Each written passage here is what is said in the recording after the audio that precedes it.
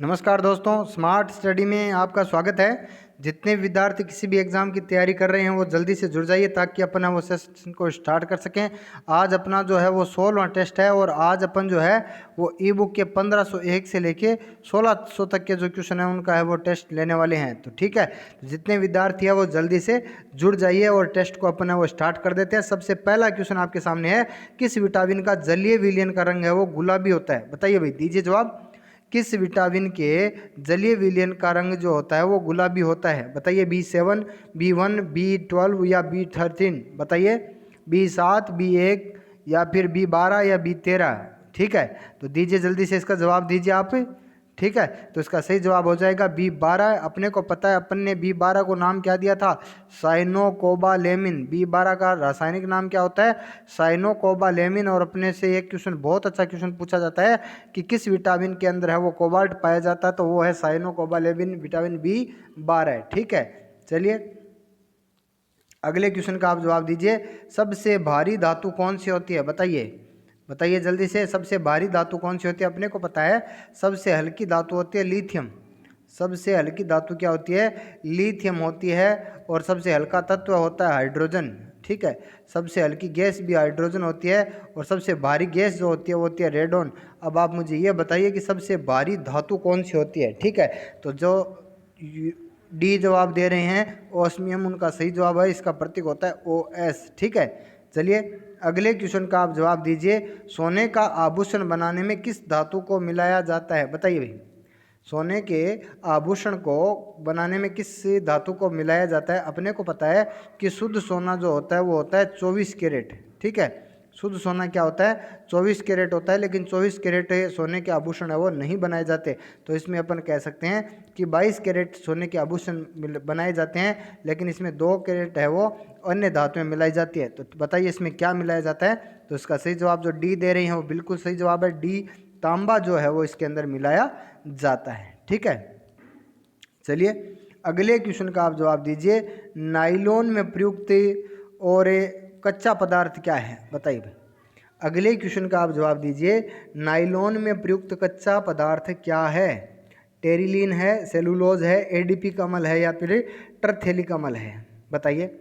ठीक है, अपने को पता है कि नाइलॉन है वो प्रथम मानव निर्मित जो रेशा है वो नाइलॉन है। ठीक है, तो बताइए इसमें प्रयुक्त कच्चा पदार्थ क्या होता है? तो इसका सही जवाब हो जाएगा एडीपी कमल। जो होता है वो क्या होता है? नाइलॉन का कच्चा पदार्थ होता है। ठीक है, चलिए अगले क्वेश्चन का आप जवाब दीजिए। कुप्फर कोशिकाएं किस अंग का भाग होता है? बताइए भाई, दीजिए जवाब। कुप्फर कोशिकाएं जो होती है वो किस अंग का भाग होता है? किडनी का होता है, आमाशय का होता है, अग्नाशय का होता है या यकृत का होता है? बताइए। कुप्फर कोशिकाएं जो होती है वो किस अंग का भाग होती हैं? ठीक है, किडनी का होती है, आमाशय का होती है, अग्नाशय का होती है या यकृत का होती है? ठीक है, तो इसका सही जवाब हो जाएगा क्या? यकृत है वो इसका सही जवाब हो जाएगा। तो जो विद्यार्थी डी जवाब दे रहे हैं उनका बिल्कुल सही जवाब है। ठीक है, चलिए अगले क्वेश्चन का आप जवाब दीजिए। किसके चारों ओर कोशिका कला को सार्कोलेमा कहते हैं? बताइए भाई। किसके चारों ओर है वो कोशिका कला को सार्कोलेमा कहते हैं? रक्त के चारों ओर, अस्थि के चारों ओर, पेशी के चारों ओर या उपास्थि के चारों ओर? दीजिए, बहुत ही अच्छा क्वेश्चन है। ठीक है, आपको याद रखना है सार्कोलेमा शब्द यदि कहीं आए, सार्कोमियर आ जाए, सार्कोप्लाज्मा आ जाए या फिर सार्कोलेमा आ जाए, ये शब्द है वो सारा का सारा किससे संबंधित होता है? पेशी से संबंधित होता है। ठीक है, तो अपने को याद रखना है कि सार्कोलेमा है वो किससे संबंधित है? पेशी से संबंधित है। ठीक है, चलिए अगले क्वेश्चन का आप जवाब दीजिए। निम्नलिखित में से संयोजी उत्तक का उदाहरण है? बताइए भाई। इनमें से कौन सा जो है वो संयोजी उत्तक का उदाहरण है? रक्त है, उपास्थि है, अस्थि है या उपयुक्त सभी है? बताइए। इनमें से संयोजी उत्तक का उदाहरण कौन सा है? रक्त है, उपास्थि है, अस्थि है या उपयुक्त सभी है? ठीक है, तो इसका सही जवाब हो जाएगा उपयुक्त सभी। ठीक है, एक और होता है वसामय उत्तक। इस शरीर में 4 प्रकार के संयोजी उत्तक पाए जाते हैं। एक तो होता है वसामय उत्तक जिसको एरियोलर उत्तक भी कहते हैं। ठीक है, और एक होता है रक्त, एक होता है उपास्थि और एक होता है अस्थि। ये चारों क्या होते हैं? संयोजी उत्तक होते हैं। ठीक है, चलिए अगले क्वेश्चन का आप जवाब दीजिए। मोर का जीवन काल कितने वर्ष होता है? बताइए भाई। मोर का जीवन काल कितने वर्ष होता है? ठीक है, कई एग्जाम जैसे रेलवे के अंदर है वो ये क्वेश्चन पूछे जाते हैं। तो जो रेलवे की तैयारी कर रहे हैं उनको तो विशेष रूप से याद रखनी है ऐसे क्वेश्चन। बताइए मोर का जीवन काल है वो कितने वर्ष होता है? ठीक है, तो इसका सही जवाब क्या हो जाएगा? 15 वर्ष हो जाएगा। ठीक है, मोर का जीवन काल कितना होता है? 15 वर्ष होता है। ठीक है, चलिए अगले क्वेश्चन का आप जवाब दीजिए। चिंपांजी का जीवन काल कितने वर्ष होता है? बताइए चिंपांजी जो होता है उसका जीवन काल कितने वर्ष होता है? 23 वर्ष होता है, 25 वर्ष होता है, 32 वर्ष होता है या फिर 37 वर्ष होता है? दीजिए जवाब। बहुत ही अच्छा क्वेश्चन है ये। जो आयु वाले क्वेश्चन है वो रेलवे में पूछे जाते हैं ज़्यादातर। तो आप बताइए चिंपांजी का जीवन काल है वो कितने वर्ष होता है? ठीक है, तो इसका सही जवाब हो जाएगा 37 वर्ष। चिंपांजी का जीवन काल कितने वर्ष होता है? 37 वर्ष होता है। ठीक है, चलिए अगले क्वेश्चन का आप जवाब दीजिए।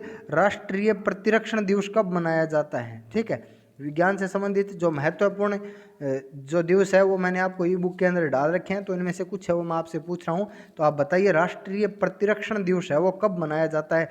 12 जनवरी को मनाया जाता है, 9 जनवरी को मनाया जाता है, 23 जनवरी को मनाया जाता है या फिर 8 जनवरी को मनाया जाता है? दीजिए जवाब। राष्ट्रीय प्रतिरक्षण दिवस है वो कब मनाया जाता है? तो इसका सही जवाब हो जाएगा 9 जनवरी। ठीक है, सही जवाब क्या हो जाएगा? 9 जनवरी हो जाएगा। चलिए अगले क्वेश्चन का आप जवाब दीजिए। विश्व एड्स दिवस कब मनाया जाता है? बताइए विश्व एड्स दिवस है वो कब मनाया जाता है? 1 अक्टूबर को, 1 जुलाई को, 1 दिसंबर को या 1 जनवरी को? बताइए विश्व एड्स दिवस है वो कब मनाया जाता है? ठीक है, तो इसका सही जवाब हो जाएगा 1 दिसंबर को विश्व एड्स दिवस है वो मनाया जाता है। ठीक है, चलिए अगले क्वेश्चन का आप जवाब दीजिए। प्लाज्मा का हल्का पीला रंग है वो किसके कारण होता है? अपने को पता है कि रक्त का 55% भाग जो होता है वो क्या होता है? प्लाज्मा होता है। रक्त का 55% भाग क्या होता है? प्लाज्मा होता है। ठीक है, अब आप मुझे ये बताइए कि प्लाज्मा का हल्का पीला रंग जो होता है वो किसके कारण होता है? दीजिए जवाब। प्लाज्मा का हल्का पीला रंग जो होता है वो किसके कारण होता है? तो इसका सही जवाब हो जाएगा बिलिरुबिन। ठीक है, मूत्र का पीला रंग जो होता है वो यूरोक्रोम के कारण होता है। रक्त का लाल रंग जो होता है वो क्या होता है? हीमोग्लोबिन के कारण होता है। तो प्लाज्मा का पीला रंग जो होता है वो किसके कारण होता है?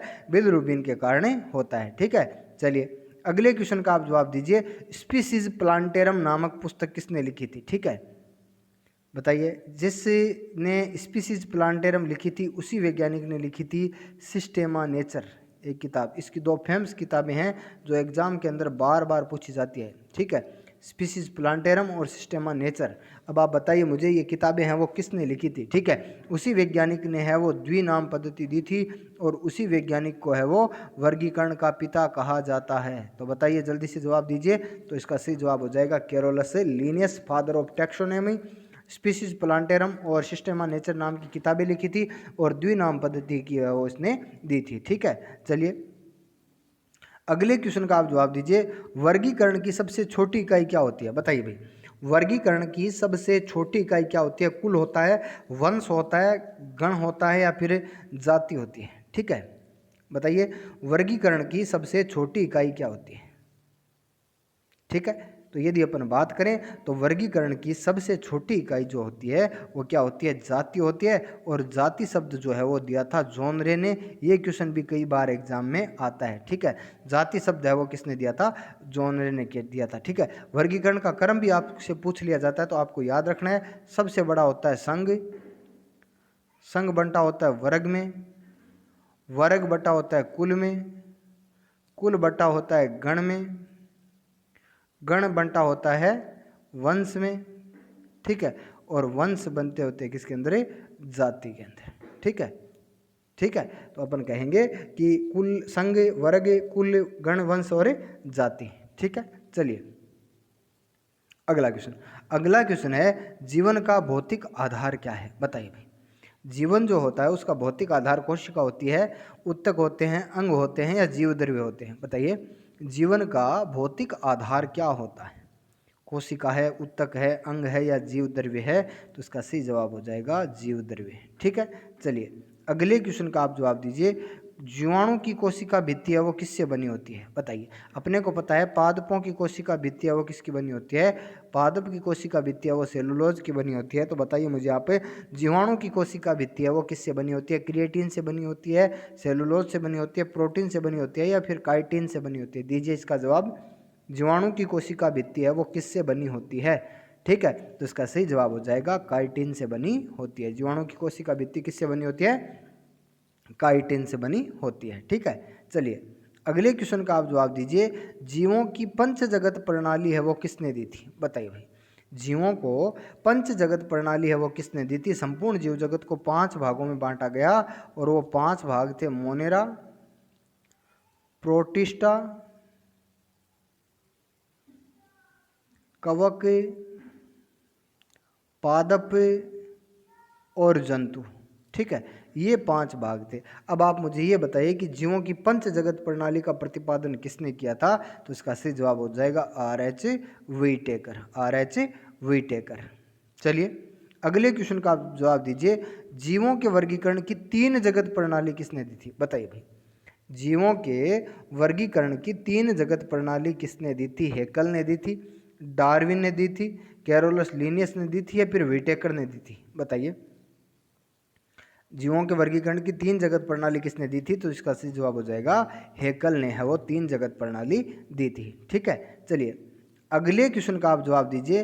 नील हरित शैवाल को किस जगत में रखा जाता है? बताइए भाई, अपन ने जीवों को और 5 भागों में बांटा है, मोनेरा, प्रोटिस्टा, कवक, जंतु और पादप। ठीक है, या अपन कह सकते हैं प्लांटी या एनिमिलिया। ठीक है, तो आप बताइए मुझे कि नील हरित शैवाल को है वो किस वर्ग के अंदर रखा गया है? कवकों में रखा गया है, प्रोटिस्टा के अंदर रखा गया है, मोनेरा में या एनिमिलिया के अंदर रखा गया है? ठीक है, तो नील हरित शैवाल को रखा गया किसके अंदर है? मोनेरा के अंदर है वो रखा गया है। ठीक है, चलिए अगले क्वेश्चन का आप जवाब दीजिए। वायरस की खोज है वो किसने की थी? बताइए भाई, अपने को पता है कि वायरस की खोज है वो तंबाकू की पत्तियों के अंदर हुई थी। ठीक है, तंबाकू की पत्तियों के अंदर खोज हुई थी। सबसे पहले खोज हुई थी मोजेक वायरस की। अब आप मुझे ये बताइए कि वायरस की खोज है वो किसने की थी? बताइए, वायरस की खोज किसने की थी? तो उसका सही जवाब हो जाएगा क्या? इवानोविस्की। वायरस की खोज किसने की थी? इवानोविस्की ने की थी। चलिए अगले क्वेश्चन का आप जवाब दीजिए। सोडा वाटर में प्रयुक्त होने वाली गैस का नाम बताइए। बताइए, सोडा वाटर बनाने में कौन सी गैस है वो प्रयुक्त की जाती है? Carbon monoxide, hydrogen sulphide, zinc oxide या फिर कार्बन डाइऑक्साइड? बताइए, तो अपने को सीधा सा पता है कि सोडा वाटर बनाने में कौन सी गैस प्रयुक्त होती है, तो इसका सही जवाब हो जाएगा कार्बन डाइऑक्साइड। ठीक है, चलिए अगले क्वेश्चन का आप जवाब दीजिए। निम्नलिखित में से कौन सी गैस अम्लीय वर्षा के लिए जिम्मेदार होती है? बताइए भाई, अपने को पता है कि जो पेट्रोलियम होते हैं उसके अंदर नाइट्रोजन और सल्फर पाए जाते हैं। ठीक है, नाइट्रोजन और क्या पाए जाते हैं? सल्फर पाए जाते हैं। जब इनका दहन होता है तो ये बदल जाते हैं सल्फर डाइऑक्साइड में और नाइट्रोजन डाइऑक्साइड में। ठीक है, और जब ये जल के साथ अभिक्रिया करता है तो सल्फर डाइऑक्साइड बनाता है H2SO4 सल्फ्यूरिक अम्ल और नाइट्रोजन डाइऑक्साइड बनाता है HNO3 यानी नाइट्रिक अम्ल। ठीक है, तो ये दोनों क्या होते हैं? अम्लीय वर्षा के लिए जिम्मेदार होते हैं। और प्रकृति के सबसे खतरनाक प्रदूषक होते हैं कौन से? सल्फर डाइऑक्साइड और नाइट्रोजन डाइऑक्साइड। तो आपको याद रखना है। ठीक है, चलिए अगले क्वेश्चन का आप जवाब दीजिए। राष्ट्रीय रासायनिक प्रयोगशाला कहाँ स्थित है? ये क्वेश्चन भी कई बार एग्जाम के अंदर आ चुका है, तो आप सीधा सा बता दीजिए। ठीक है, अपन ने पढ़ा था राष्ट्रीय औषधि विज्ञान केंद्र है वो कहाँ पर है? वो तो है लखनऊ के अंदर। ठीक है, अब आप मुझे ये बताइए कि राष्ट्रीय रासायनिक प्रयोगशाला है वो कहाँ स्थित है? राष्ट्रीय रासायनिक प्रयोगशाला कहाँ स्थित है? तो इसका सही जवाब हो जाएगा पुणे के अंदर है वो स्थित है राष्ट्रीय रासायनिक प्रयोगशाला। ठीक है, चलिए अगले क्वेश्चन का आप जवाब दीजिए। निम्नलिखित में से किस गैस का उपयोग जल के शुद्धिकरण में किया जाता है? बताइए भाई, निम्नलिखित में से किस गैस का उपयोग है वो जल के शुद्धिकरण में किया जाता है? ठीक है, अपने को पता है विरंजक चूर्ण का उपयोग है वो जल के शुद्धिकरण में किया जाता है CaOCl2। ठीक है, और इसके अंदर कौन सी गैस होती है? तो इसमें होती है क्लोरीन गैस। तो इसका सही जवाब हो जाएगा क्लोरीन। ठीक है, चलिए अगले क्वेश्चन का आप जवाब दीजिए। नीली स्याही बनाने में किसका उपयोग किया जाता है? बताइए भाई, नीली स्याही बनाने में किसका उपयोग किया जाता है? ठीक है, zinc sulphate, copper sulphate, ferrous sulphate या फिर हाइड्रोजन सल्फेट? बताइए, नीली स्याही बनाने में किसका उपयोग किया जाता है? तो इसका सही जवाब हो जाएगा फेरस सल्फेट। ठीक है, FeSO4.7H2। ठीक है, ये क्वेश्चन आपको याद रखना है। कई बार क्वेश्चन पूछा गया है फेरस सल्फेट में जल के अणुओं की संख्या कितनी होती है, 7। ठीक है, मैं आपको कई बात बता चुका हूँ। आपको एक तो याद रखना है Na2CO3 का डॉट 10H2O। सोडियम कार्बोनेट में जल के अणुओं की संख्या कितनी होती है, 10। एक आपको पूछा गया है CaSO4 डॉट 5H2O। ठीक है, एक आपसे पूछा गया है FeSO4 डॉट 7H2O। ठीक है, एक आपसे पूछा गया है CaSO4 डॉट 2H2O। ठीक है, ये याद रखना आपको।